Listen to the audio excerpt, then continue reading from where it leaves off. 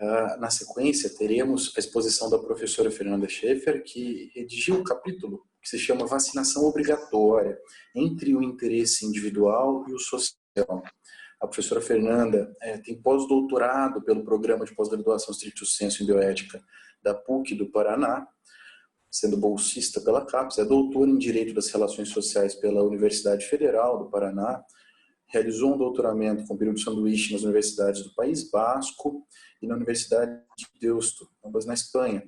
Também como bolsista, é professora e coordenadora da pós-graduação Lato Sensu em Direito Médico e do curso de pós-graduação em Direito Civil e Processual Civil da Unicuritiba, além de advogada na cidade de Curitiba. Então, por gentileza, Roberta, com as perguntas. Olá, professora Fernanda, muito obrigada pela participação, pelo envio do texto.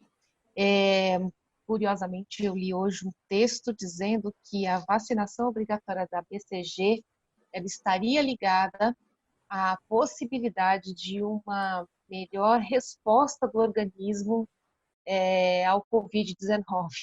Então, quer dizer, estão fazendo alguns estudos e levantando também essa possibilidade. Claro, a BCG é uma vacina obrigatória no Brasil, tem previsão expressa no Estatuto da Criança e do Adolescente, lá no seu artigo 14. Quando a gente fala de vacinação de criança, me parece mais fácil discutir, embora a gente tenha, por incrível que pareça, voltado a ter mortes de sarampo aqui em São Paulo, e um surto de sarampo também no Brasil afora. Seria muito bom, professora, se a senhora pudesse fazer aí uma distinção para a gente entre a vacinação obrigatória e essa relação com a Covid. Bom, boa tarde a todos. Agradeço aos professores Nelson Roosevelt, Carlos Edson e a Roberta Densa pelo convite para participar dessa importante obra.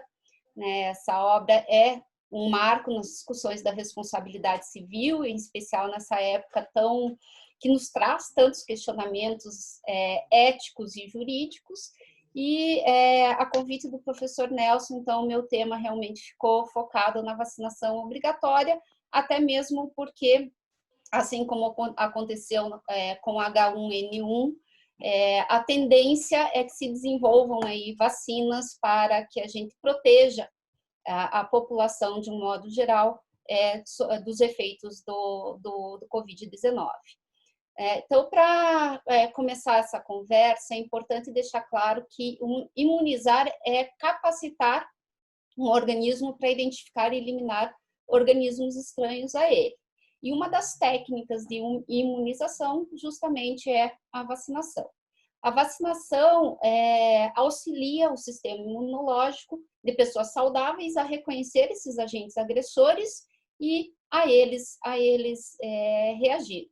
Então, se nós formos analisar aí nos sistemas públicos de saúde, nós vamos perceber que são medidas de intervenção e de controle bastante importantes para as políticas públicas em geral. Então, as vacinas, elas são substâncias biológicas, são substâncias preparadas a partir de micro-organismos causadores dessas doenças, né? São modificados, enfim.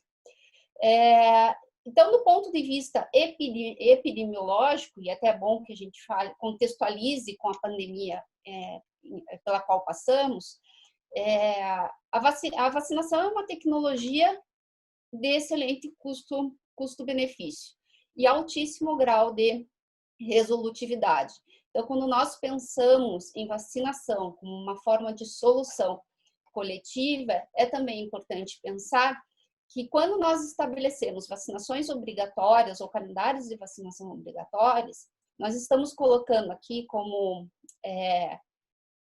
ponto de partida que a saúde não é apenas um direito individual, mas a saúde também é responsabilidade de todos.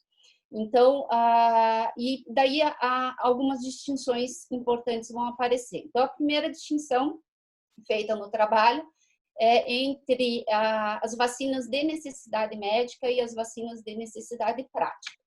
As vacinas de necessidade médica são aquelas que são a única defesa conhecida e disponível, portanto, são as mais viáveis e eficazes no combate ou na prevenção de uma doença.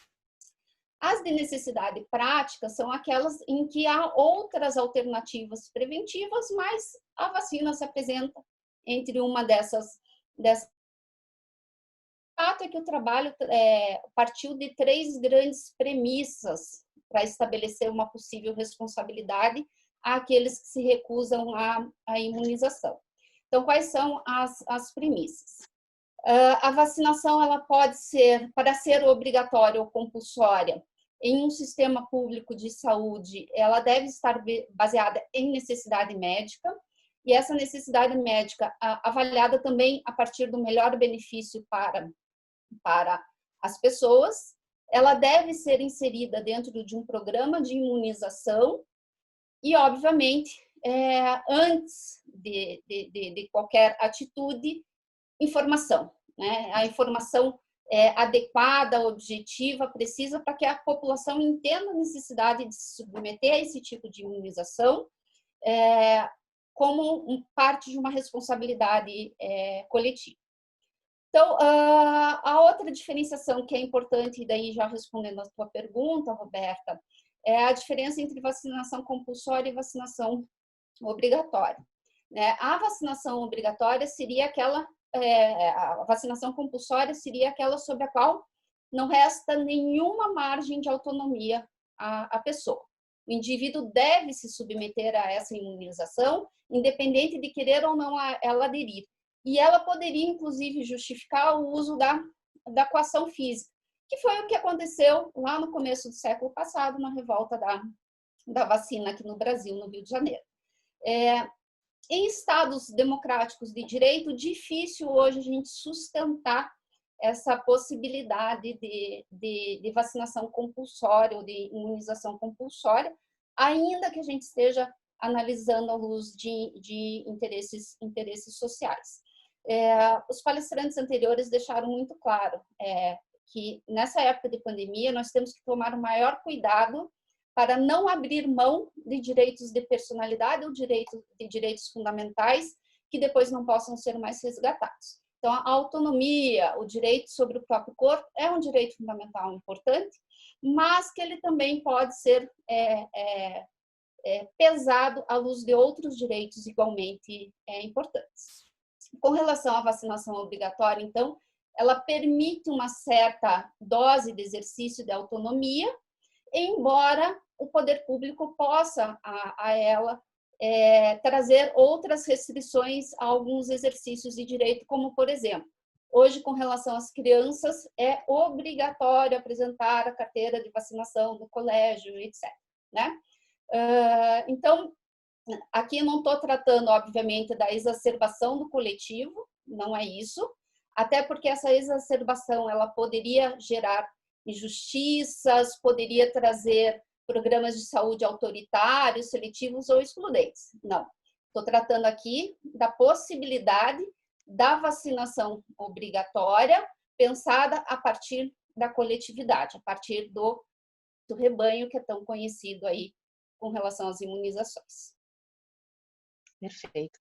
E a gente poderia aí falar de uma eventual responsabilidade civil daquele que não vacina, se opõe a essa vacinação, e aí seria legal se você pudesse também colocar aí, tanto do ponto de vista do direito da criança, quanto em relação também ao adulto, né, como essa distinção aí que você já mencionou que de fato é bastante importante. Esse artigo especificamente para esse livro, ele tratou da vacinação obrigatória como um todo, né? Em outro artigo, eu já me manifestei a respeito da limitação da autonomia parental com relação à vacinação obrigatória de crianças e adolescentes. Me parece, e é importante realmente estabelecer isso, que a autonomia parental ela não é absoluta. Então, os pais não podem abrir mão da saúde dos seus filhos em nome de crenças religiosas ou em nome de crenças sem comprovação científica, etc. Então, me parece que por esse lado, inclusive os nossos tribunais, com decisões bastante recentes, têm caminhado também nesse sentido de realmente proteção da criança e do adolescente. Com relação à vacinação obrigatória em geral, que foi o tema desse artigo. É lógico que se a gente pensar ao uso da responsabilidade civil clássica, né, o dever de reparar, o dever de compensar seria inútil numa situação como essa, né? Justificar esses remédios seriam bastante inidôneos para fazer com que a pessoa se submeta ou faça a adesão voluntária à vacinação obrigatória.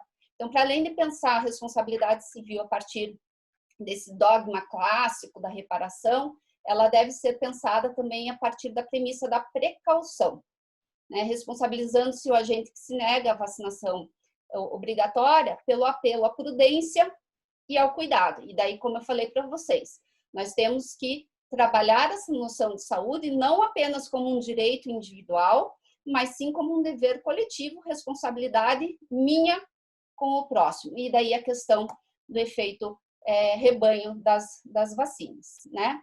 Então, nesse sentido, não se está aqui a afirmar possibilidade de dano de risco, não é isso, até porque eventual nexo de causalidade seria difícil de ser demonstrado nessas situações, mas sim de uma responsabilidade decorrente de efetivo perigo e de responsabilizar aquele que, conhecendo ou não podendo ignorar o perigo de contágio, expõe outras pessoas ao risco de contrair a doença ou que efetivamente a transmite, né? Então, nós temos que lembrar aqui que nós estamos do que especial, que é a saúde, né? E, então, pouco importa, né, sob o aspecto da responsabilização aqui, se houve vontade dolosa ou não em transmitir a doença.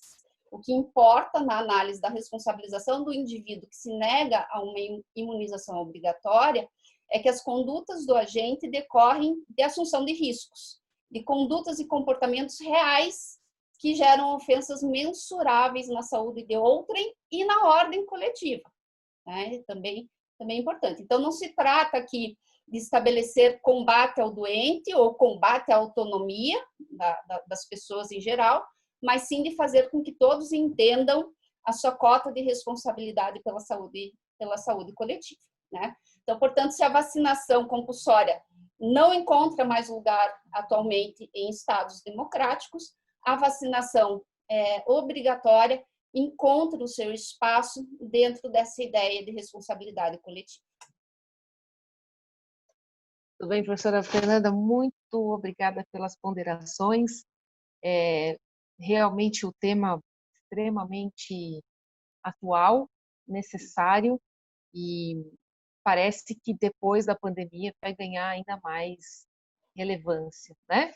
Muito obrigada. Eu vou passar então a palavra para o Faleiros para que ele possa chamar o nosso próximo convidado. Obrigado, Roberta. Muito obrigado à professora Fernanda. Foi realmente uma exposição muito rica.